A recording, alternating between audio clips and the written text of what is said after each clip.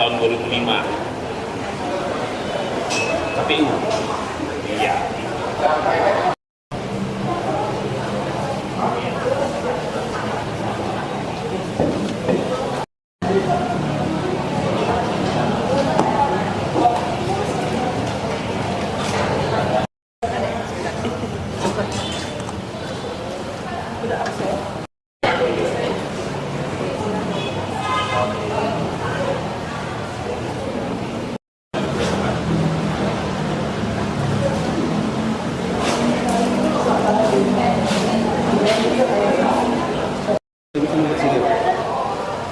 Kayaknya nggak boleh masuk media. Di situ aja media. Sukses ya.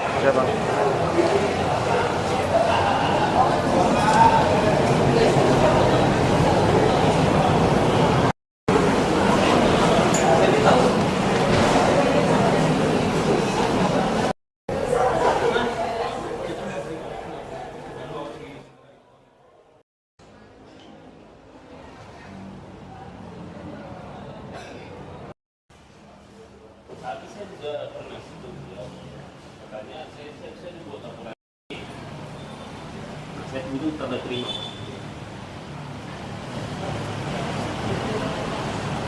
Iya, ini sekali donatur terlapor, pelapor. Iya.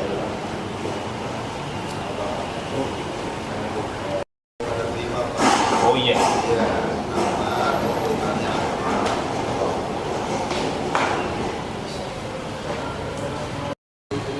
Sudah saya sampaikan melalui email, melalui website. Ya.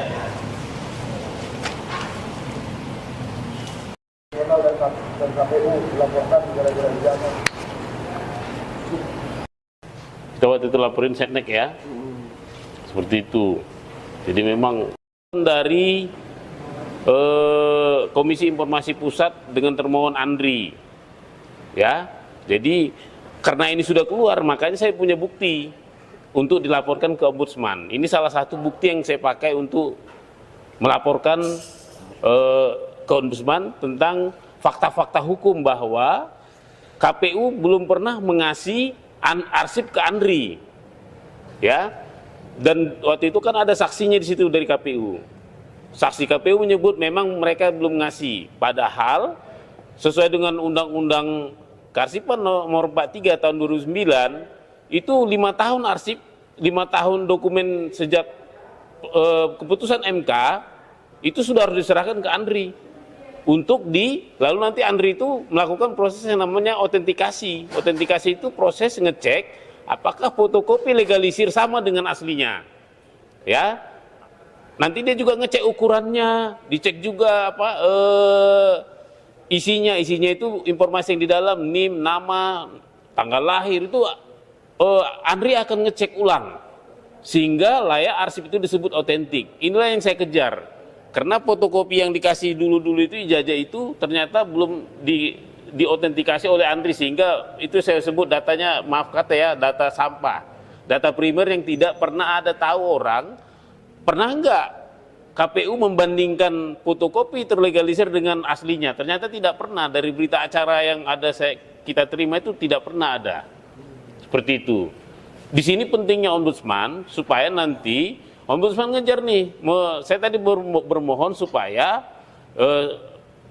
Ombudsman memaksa KPU mematuhi Undang-Undang Kearsipan, ya, supaya nanti KPU menyerahkannya ke Andri, lalu Andri segera melakukan proses autentikasi dengan keilmuan-keilmuannya, dengan arsiparisnya, dengan ahli forensik dokumennya, dengan ahli pendidikannya. Dan untuk tahun 2019 dia harus melibatkan ahli dokumen IT forensik. Kenapa? Karena tahun 2019 ternyata sistem sudah berubah. Sistem sudah melibatkan upload, nggak fisik lagi dikasih seperti sebelum-sebelumnya. Ini menjadi ribet. Artinya memang kita harus melihat nanti apakah konsisten arsip-arsip ini, arsip 2005, 2010, 2012, 2014, 2019. Perlu di sini konsistensinya untuk dibandingkan nanti dengan asli yang lagi diupayakan tim kita, teman kita di Solo, sama di pengadilan nanti ya, tim RRT ya. Nah, ini nanti akan menjadi puzzle yang saling melengkapi. Saya akan kumpulkan kopi-kopi terlegalisir, mereka akan mengupayakan aslinya keluar, akhirnya nanti ini akan dicocokkan. Cocok nggak asli dan fotokopi terlegalisir itu? Gitu.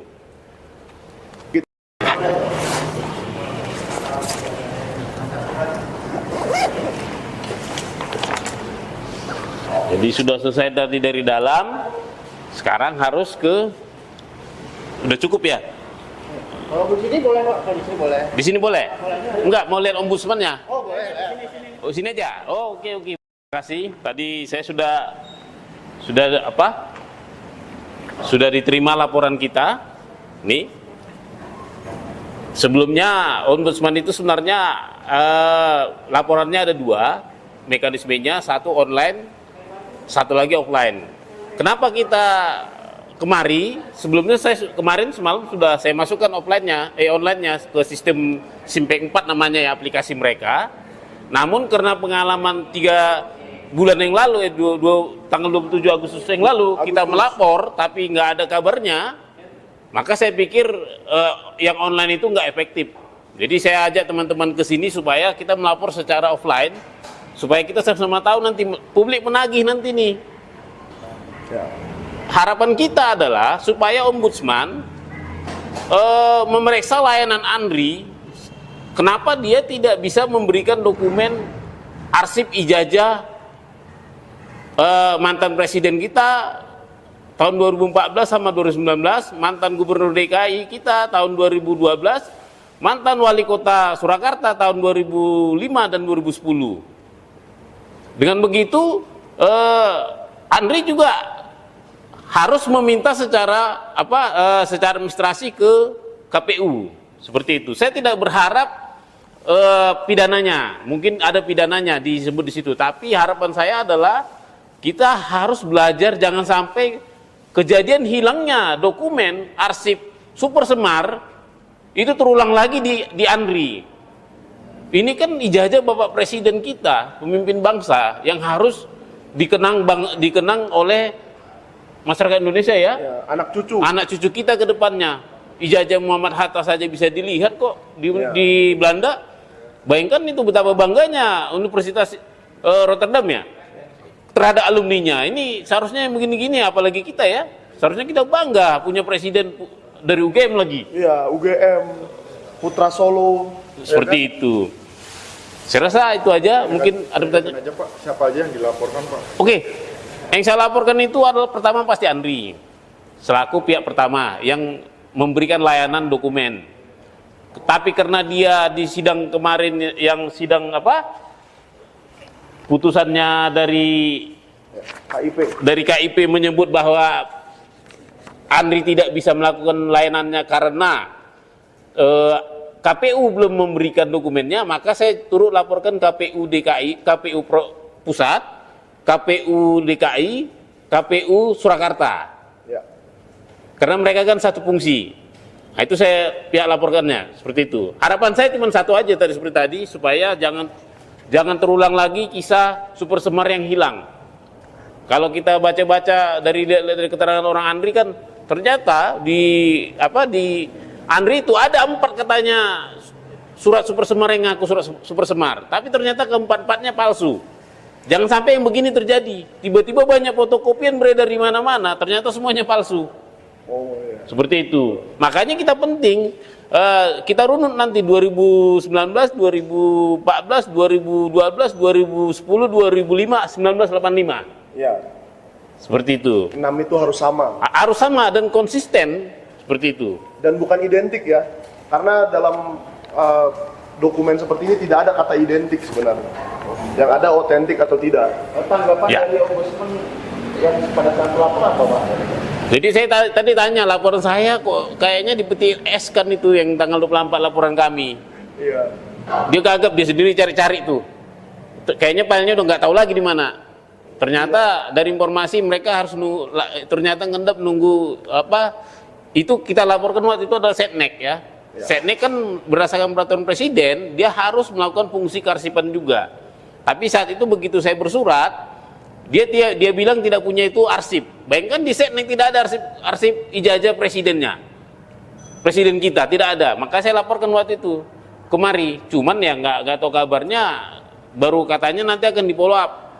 Makanya tadi kita belajar dari pengalaman, saya paksa harus offline. Saya nggak mau online lah, saya bilang nggak ada kabarnya, offline aja. Biar nanti kita yang ngejar ya, seperti itu. Barang bukti apa aja Pak yang dilaporkan ke Ombudsman, yang dibawa ke Ombudsman? Saya bawa barang bukti adalah pertama surat dari Lembaga Kearsipan Daerah Surakarta yang menyatakan dia tidak punya barang, dia tidak punya ijazah wali kotanya tahun 2005 baik 2005 maupun 2010. Yang kedua saya bawa barang bukti surat pernyataan jawaban dari atasan PPID Sekda DKI yang menyatakan bahwa Lembaga Kearsipan Daerah DKI juga tidak menyimpan arsip itu. Dan yang ketiga adalah salinan putusan dari KIP yang menyatakan bahwa Andri juga tidak punya barang itu. Jadi ini misterius juga ini. Semoga aslinya ya mungkin lebih misterius fotokopiannya dari aslinya. Kalau aslinya kan udah terlihat kan? Sudah di Polda Jaya. Kalau fotokopiannya yang ada itu justru di KPU. Padahal menurut peraturan perundang-undangan, KPU itu tidak punya legal standing untuk menyimpan ini barang. Retensinya sudah habis 5 tahun. Bahkan menurut undang-undang kearsipan ya, itu maksimum 10 tahun itu sudah harus dikasih ke Andri.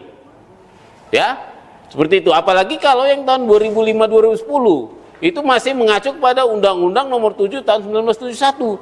Begitu selesai dipakai itu harus langsung dikasih ke Andri. Hanya Undang-Undang Kearsipan tahun Nomor 43 tahun 2009 yang agak ada spare-nya. Ada jadwal namanya jadwal retensi arsip yang diatur ya minimal 5 tahun, maksimum 10 tahun baru diserahkan ke Andri. Seperti itu. Kasih ya teman-teman ya.